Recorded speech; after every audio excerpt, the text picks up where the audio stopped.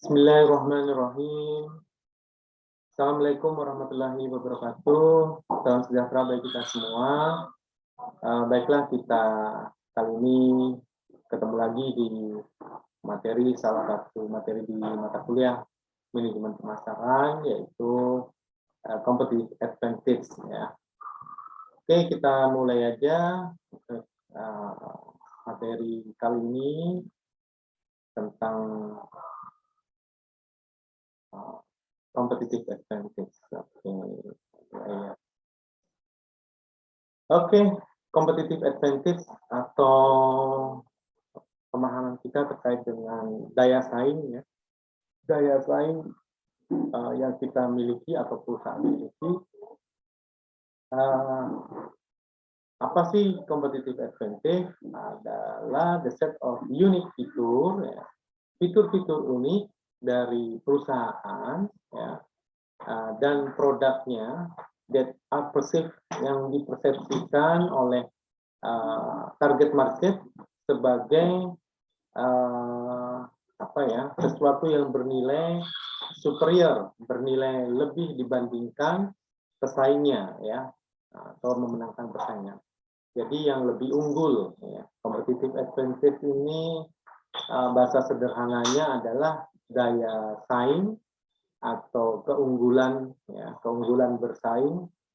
Oke, jadi fitur-fitur unik yang dimiliki oleh perusahaan dan produk, ya, dan produknya pastinya lebih spesifik produk yang dirasa yang paling baik atau yang paling superior dibandingkan pesaing yang lain oleh konsumennya. Oke. Ada tipe dari competitive advantage, ya. Yang pertama cost, ya, terkait dengan biaya, ya.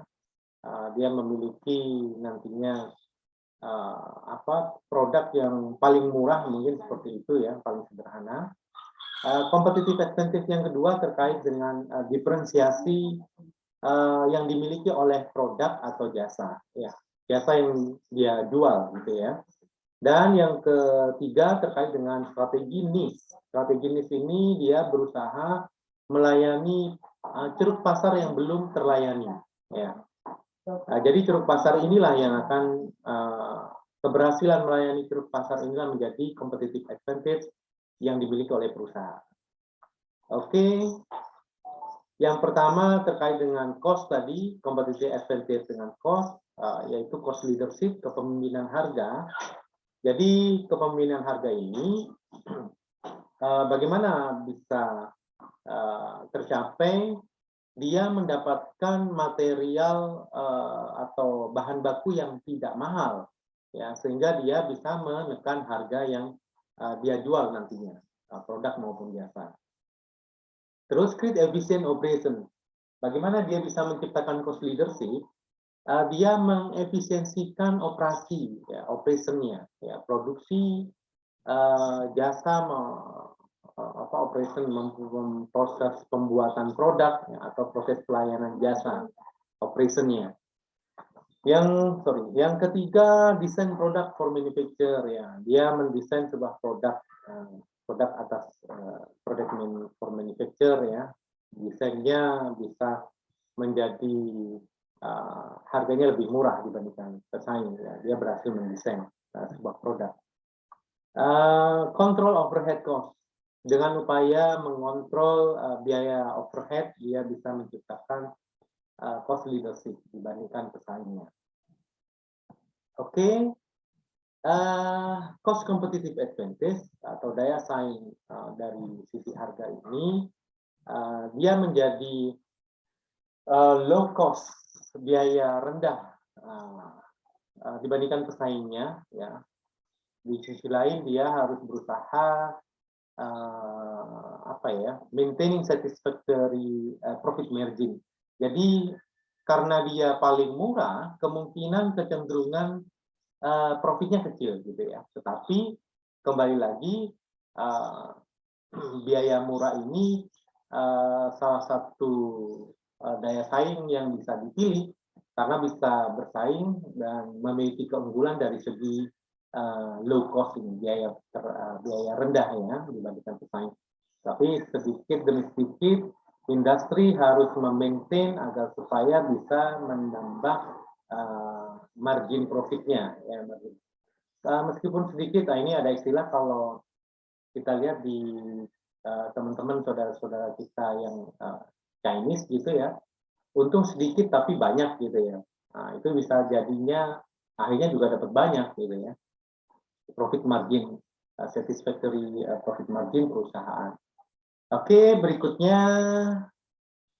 di mana sih kita mendapatkan penurunan biaya itu, sumber dari penurunan biaya? Experience curve, kurva pengalaman.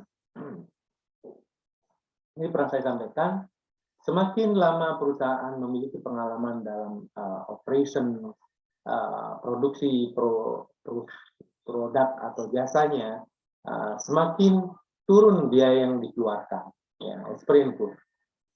Efisien labor, ya kita mengefisiensikan labor pegawai ya. Pegawainya seefisien mungkin, tidak perlu banyak-banyak. No free product ya, produk-produk yang tidak penting ya, perlu kita kurangi. Government subsidy, kita mendapatkan cost reduction dari government, pemerintah. Ya, mungkin kalau saudara tahu Tesla, dia dapat subsidi dari penghematan emisi ya dari pemerintahnya. Ya, dia mendapatkan subsidi karena keberhasilan menciptakan sebuah produk yang rendah emisinya apa ya, emisi ya. Maksudnya dia akan mendapatkan pemerintah Amerika memberikan subsidi tertentu bagi perusahaan yang berhasil mengurangi emisi. Apa emisi ya? Ya emisi lah ya. Nanti kita cari emisi. Pencemaran. Nah, okay. Produk desain berikutnya, desain dari produk ya. Kita bisa mendesainnya dengan desain yang berbeda, dia bisa mengurangi reduction cost juga ya.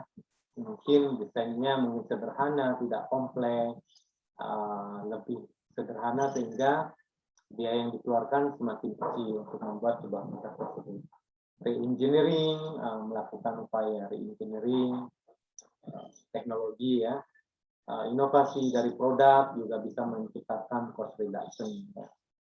Gimana sih membuat produk yang sama dengan biaya yang lebih murah? Ini salah satu masuk inovasi produk. And then new delivery method ya, metode penyampaian atau distribusi produk. Yang dulunya mungkin harus melalui distributor, kita harus membiayai. Mungkin sekarang bisa direct langsung dengan adanya teknologi yang berkembang, teknologi internet, teknologi yang lain yang mendukung transportasi sehingga bisa langsung kita cut jalur yang panjang tersebut. New delivery method. Sehingga jatuhnya biaya yang kita barang yang kita jual harganya lebih murah dibandingkan melalui distributor. Oke,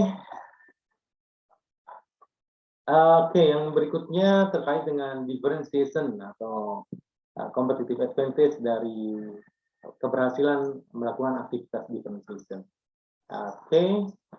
Jika perusahaan menyediakan sesuatu yang unik, yang bernilai terhadap pembeli, ya,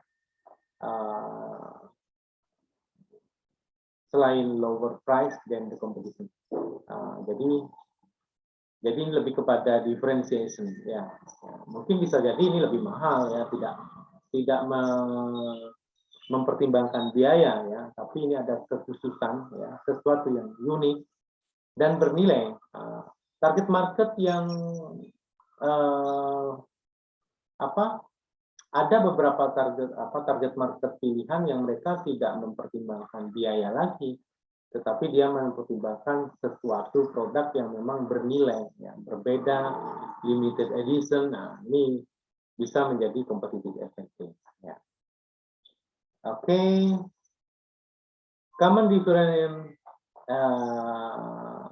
Gitu. Advantage. Oke. Dari brand names yang pertama ya, differential advantage yang kita dapatkan, nama merek ya, nama merek ini pastinya lebih ke bisa jadi sudah berhasil nih brand name-nya ya, equity-nya cukup besar, kuat ya, top of mind. Jadi brand name orang akan memilih cenderung berani membayar lebih atau berani membayar mahal produk yang memiliki brand ya, yang image-nya sudah baik ya, brand image-nya bagus. Oke, berikutnya strong dealer network ya. Oke, jaringan dealer yang kuat. Nah, ini juga menjadi differential network, differential advantage.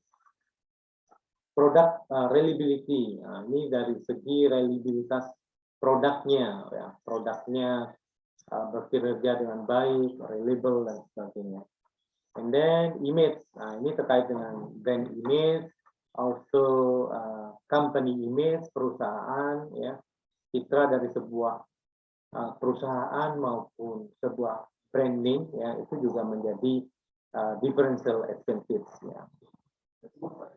Services, kita bisa membedakan produk atau jasa yang akan kita berikan dengan menambahkan jasa yang berbeda. Services, ya, kita memberikan service yang berbeda. Jadi kalau kita melihat beberapa jasa barbershop ya, dia memberikan pelayanan pijat setelah selesai potong rambut, itu salah satu bentuk differential advantage ya, tidak semua mungkin, dan akhirnya banyak yang meniru. Dia memberikan tambahan jasa yang berbeda dibandingkan penyedia produk atau jasa yang lain. Oke, kita masuk ke niche competitive advantage.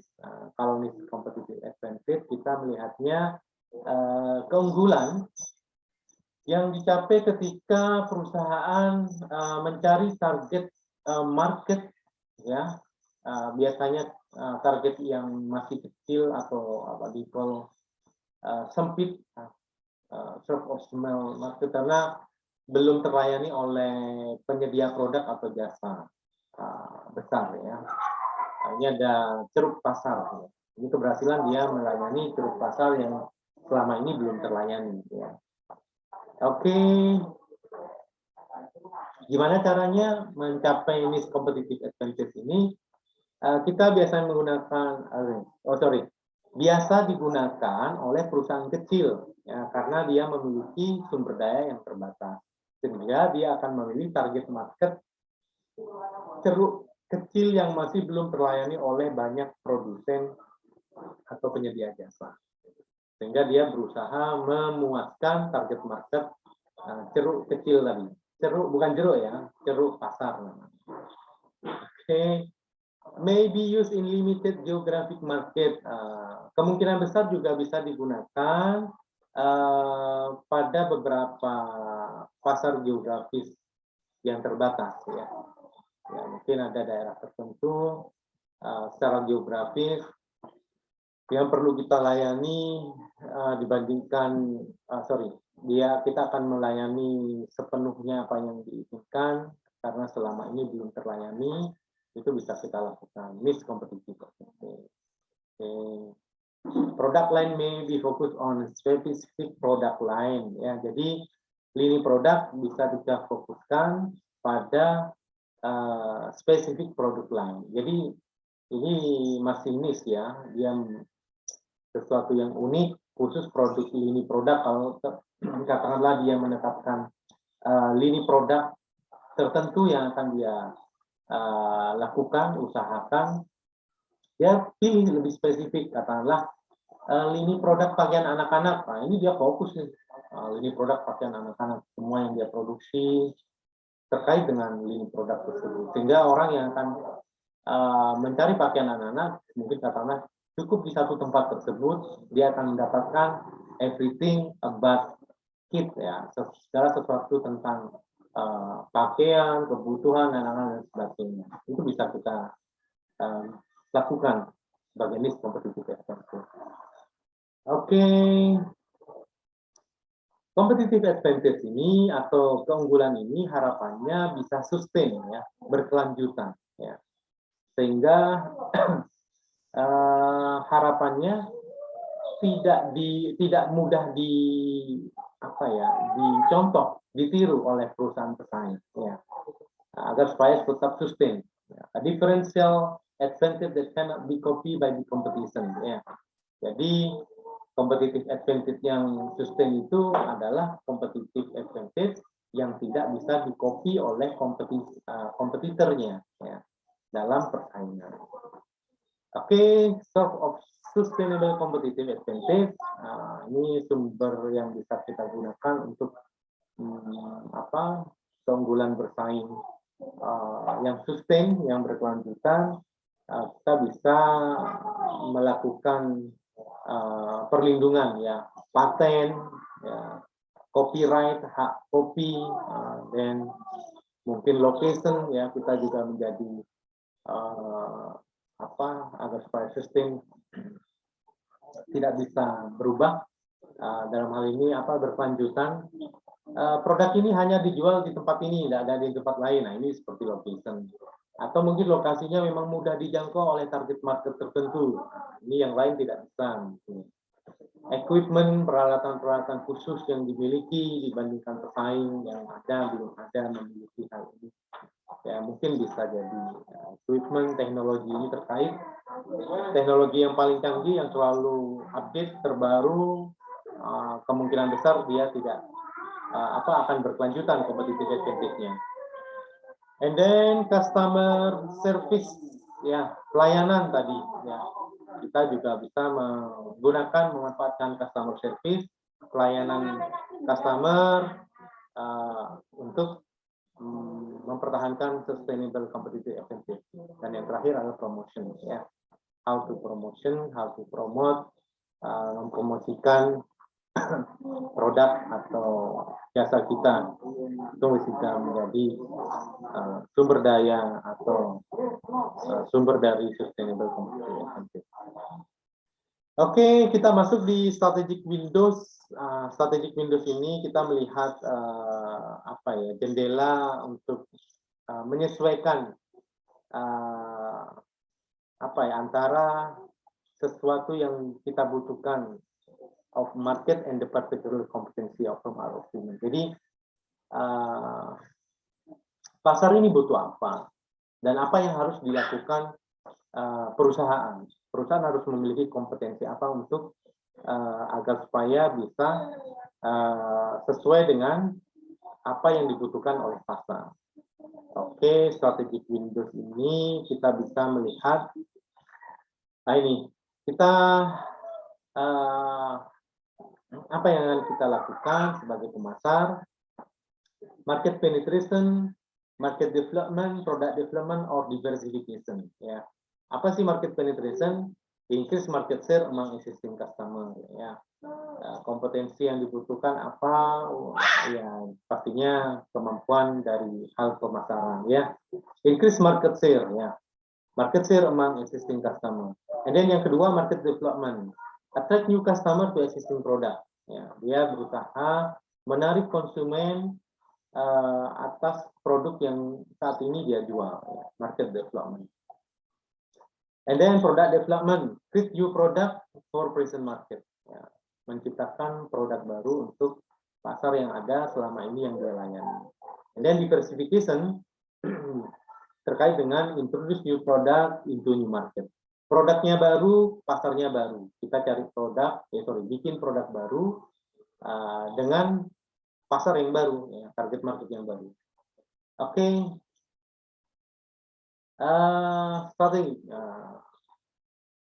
strategi window ini menjadi alternatif strategi yang menjadi pilihan apa yang akan kita lakukan. Ya, ini kita sudah saya jelaskan tadi. Oke. Nah, ini lebih spesifik lagi dengan metrik ya. Kalau kita present market and present product, namanya market penetration ya. Produknya sama, pasarnya sama, kita berusaha mempenetrasi pasar ya. And then new market, present product, market development. Apa new market? Pasarnya baru, produknya sama. Ini pengembangan pasar. Kalau yang new product, present market, product development. Ya, dia bikin produk baru, dia pasarkan dengan di pasar yang sama. Nah, kalau yang ini pasarnya baru maupun produknya juga baru, ya, diversification. Oke. Oke, kita lanjutkan. Selecting a strategic alternative, ya. Ya biasanya nanti kalau kita bicara pemilihan alternatif strategi, biasanya menggunakan portofolio, ya, Boston Consulting Group, portofolio, BCG, ya, Nincell dan sebagainya. Oke, kali ini kita bicara portofolio matrix. Filosofinya, ya biasanya ini common tool-nya kita gunakan. Filosofinya terkait dengan tujuan dari perusahaan. Ingat ya, tujuan dari perusahaan adalah perusahaan ini kan profit oriented, ya, pastinya profitabilitas, ya. Yang kedua mungkin bisa kita lihat dari market share, ya, bagian pasar yang ingin dia capai. Semakin besar bagian pasar, kemungkinan besar profitabilitasnya semakin tinggi, ya. Oke, portofolio matrix, oke, alat yang biasanya untuk mengalokasikan sumber daya di antara produk atau strategi bisnis dengan basis market share dan market growth. Ya, kita melihatnya bagaimana market share-nya, bagaimana perkembangan pasarnya. Oke, ini BCG portfolio metric. Nah, ini nanti bisa digunakan di Jakprisnya. Oke, kalau kita lihat dari market growth rate, tingkat dari perkembangan pasar, low and high, and then market share dominance, high and low juga, ya. Ada 4 bagian dalam metrik ini. Ada question mark, star, cash flow, and dot, ya. Oke, kita jelaskan. Nah, this one. High growth, low market share, mid cash, poor profit margin. Nah, ini perusahaan yang ini tanda tanya ini sangat rentan sekali, ya.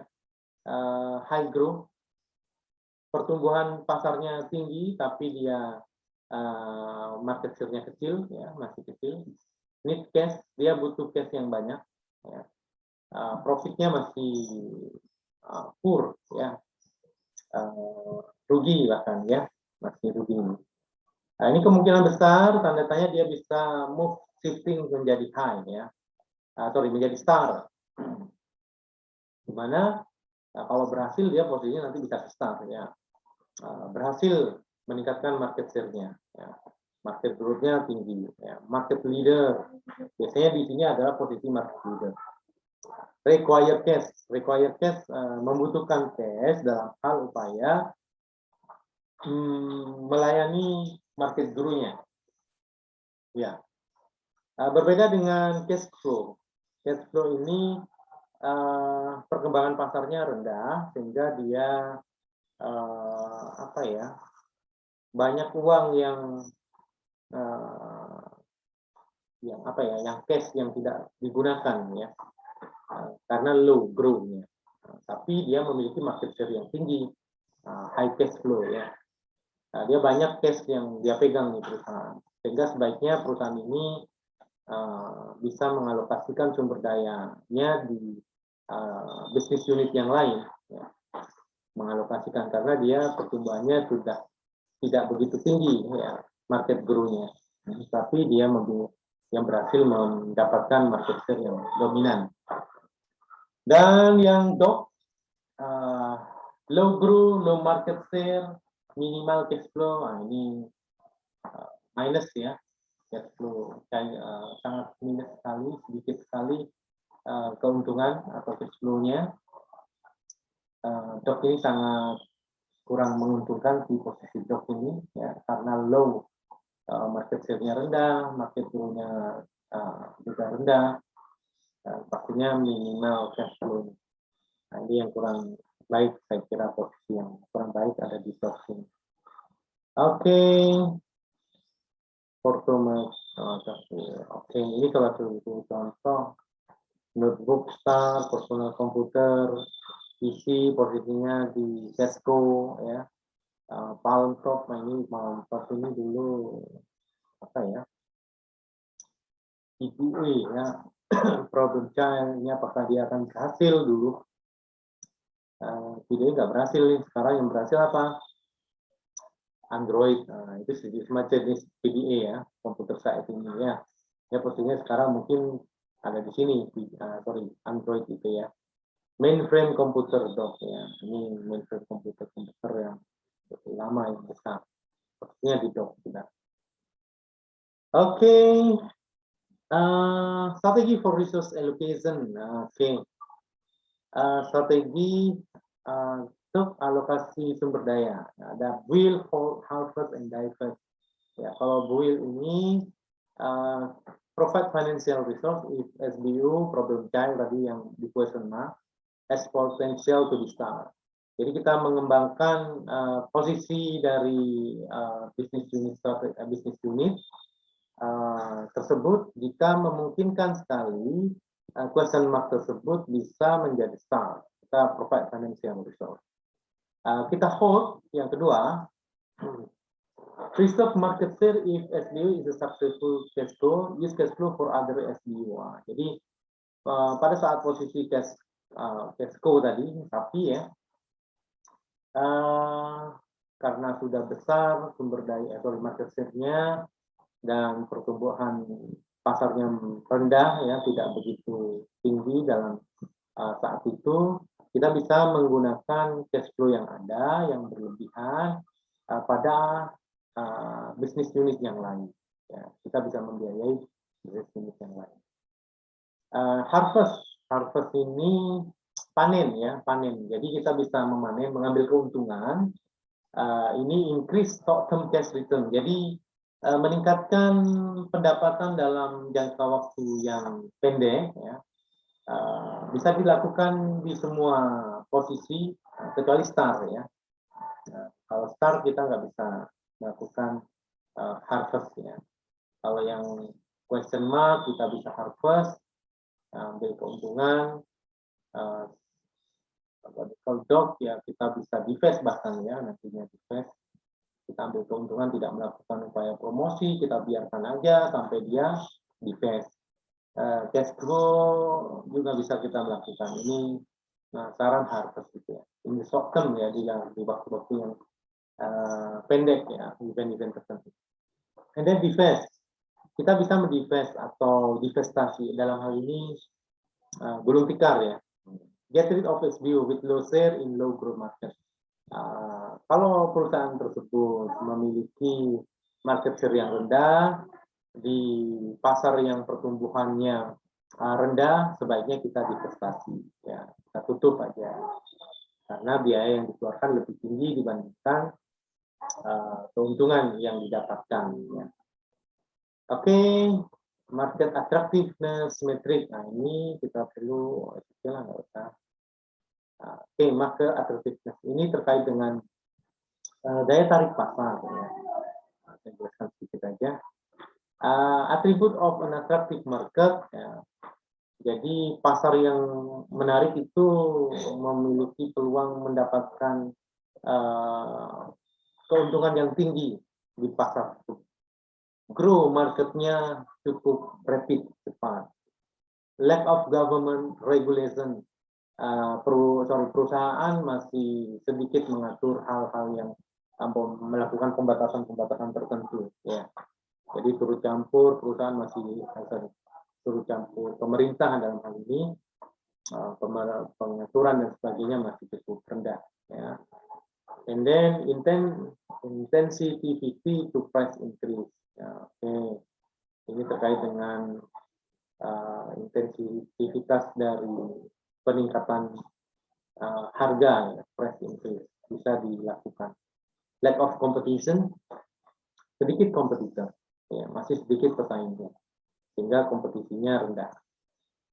Ini yang kita bisa lihat, oh pasarnya masih menarik nih, kompetisinya masih rendah, tidak banyak pesaing ada di dalam. Ya. Dan yang terakhir ini availability of technology, ya, ketersediaan teknologi untuk mendukung sebuah pasar tersebut. Ya. Oke, Masuk ke marketing strategi. Oke, strategi pasar, pemasaran. Aktivitas memilih menjelaskan satu atau lebih dari target market dan mendevelop, membangun dan memelihara bauran pemasaran yang akan memuaskan pertukaran dalam pertukaran dan target market yang dipilih. Jadi dalam hal ini memilih target market, menentukan marketing mix bauran pemasaran yang akan memuaskan target market yang sudah kita pilih. Ya. Mutually, dalam hal ini kalau mutually perusahaan juga diuntungkan, ya, juga dipuaskan dengan profit yang dia dapatkan dengan melayani target market yang sudah dipilih. Jadi target market strategi muncul di awal ya. Jadi kita memilih segmen pasar terkait dengan karakteristik yang similar ya, yang sama. Menganalisis market based on attractiveness of market segment, oke lah, select one or more target market. Akhirnya kita memilih salah satu atau beberapa target market. Setelah kita memilih, kita menetapkan atau mengembangkan bauran pemasaran yang akan product satisfying estimate with target market, ya, yang akan memuaskan. Enggak muncul. Oh, enggak muncul. Ini product price place promotion ya harusnya. Oke, ada 4 page. Marketing mix. Marketing mix atau bauran pemasaran ya. Unique blend of product, distribution, promotion, and pricing strategy designed to produce mutually satisfying exchange with a target market. Oke, product price place promotion. Saya kira sudah kita jelaskan di chapter awal. Oke. Tahapan berikutnya dari marketing plan sudah selesai, sudah jadi, pastinya kita akan melaksanakan, mengimplementasikan ya produk first promotion tadi. Oke, setelah kita implementasikan, dalam proses implementasi perlu kita lakukan evaluasi ya, evaluasi dalam proses implementasi. Mungkin setelah kita implementasikan setiap minggu, akhir bulan, kita evaluasi nih keberhasilan dari marketing plan yang sudah kita tetapkan, apakah sudah tercapai atau belum. Dan yang terakhir adalah kontrol ya. Kontrol ini bisa dilakukan ya tergantung kebijakan perusahaan ya, bisa 6 bulan sekali, 1 tahun sekali. Melakukan audit marketing ya, apakah sudah tercapai. Oke, marketing auditnya harus komprehensif, menyeluruh, sistematik, mungkin ada sistem yang mengaturnya ya, setiap bulan, setiap 6 bulan atau setiap tahun tadi. Independen, usahakan independen, ada pihak yang lain di luar bagian yang telah melaksanakan ya, bagian independen yang akan menilai. Mungkin kalau di perusahaan besar ada semacam manajemen mutu ya, itu dia menjamin mutu secara keseluruhan perusahaan. Tapi kalau dalam hal ini marketing audit bisa bagian tertentu mengaudit bagian yang lain. Jangan sebagai pelaksana juga dia juga menjadi auditor, ya, tidak diperkenankan. Nah, ini periodik tadinya, periodik setiap bulan, 6 bulan, tahun, 2 tahun, terserah. Ketetapan perusahaan. Ya, biasanya 6 bulan dan 1 tahun sekali. Oke, marketing audit, systematic periodic evaluation of the goal. Ya, dia mengevaluasi apa? Tujuan, strategi, struktur, kinerja dari organisasi pemasaran. Ya, oke. Apakah ada masalah di sistem strukturnya, strategi, tujuan yang sudah ditetapkan, apakah tercapai, performa dan sebagainya. Oke. Effective strategic planning, gimana sih perencanaan strategik yang efektif itu membutuhkan proses yang ongoing, ya. Proses ongoing yang terus menerus. Terus ada kreativitas yang kedua, membutuhkan kreativitas pihak personel yang ada di dalam perusahaan. bagaimana berusaha menciptakan sesuatu yang baru, ya, yang efektif pastinya tujuannya untuk perencanaan strategik yang baik, ya. And then pastinya ada support atau apa ya, dukungan dari manajemen. Kalau manajemennya support, akan